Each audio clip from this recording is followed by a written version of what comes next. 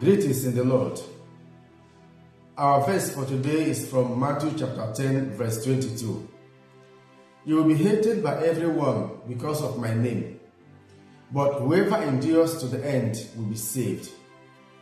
Our verse today forms part of the instructions Jesus gave to the apostles as he sent them on mission.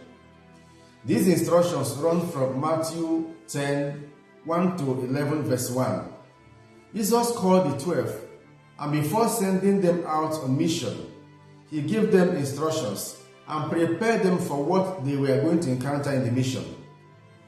An important point from these instructions is that Jesus makes it very clear that the mission will not be an easy one, as they will encounter different forms and shapes of trials, tribulations, rejections, and persecutions. Specifically, Jesus tells them, "You will be hated by everyone because of me." Dearly beloved, this is the lot of God's messengers who stand on the path of God without compromising the gospel. In the Old Testament, the prophets suffered the same way. Amos, for instance, was rejected for speaking against the king and condemning the evils of his days. We see that in Amos 7, 10 to 17. The case of Jeremiah was not different, as we see in Jeremiah 20, verses 7 to 10. And in Jeremiah 38, 1 to 13, he was even thrown into a well. As Christians, we share in the mission mandate of the apostles, as well as their ordeals. The hatred which the followers of Christ must face is for the sake of Christ. In this our verse today, Jesus envisaged that there will be widespread hatred for those who follow him and preach his gospel. So, if you are a follower of Christ, you should not expect anything less. As a follower of Christ, you be a light. You reflect God's presence. You oppose evil, corruption, and injustice.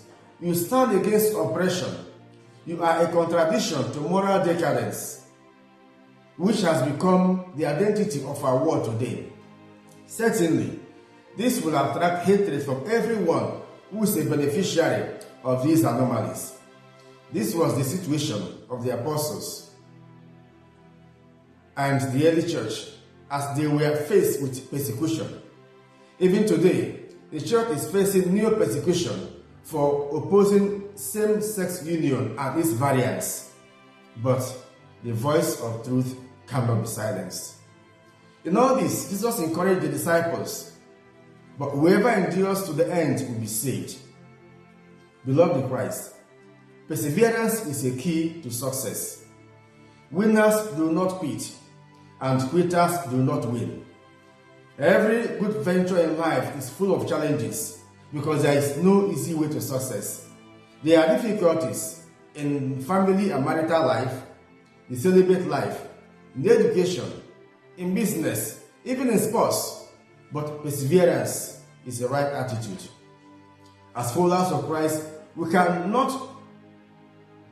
focus our attention on people's hatred or what people say. These are antics that could make you to back out. Jesus wants his followers not just to endure these situations, but to endure them to the end. And that's why St. Paul could say in 2 Timothy 4, verse 7, "I have run the race to the end." The reward is always at the end, not midway. So it is only those who can withstand the storms of life, the hatred of people, the gang-ups, the pulling down, the envy and jealousy, false accusations and intimidations to the end, that will wear the crown of victory. So do not give up, as the church cannot afford to give up. Hold on to Jesus with trust that he cannot fail you. Your perseverance will win you the victory. May God give you the strength to withstand the trials and challenges of life, and may his grace be sufficient unto you, and may your endurance win you the victory. Amen.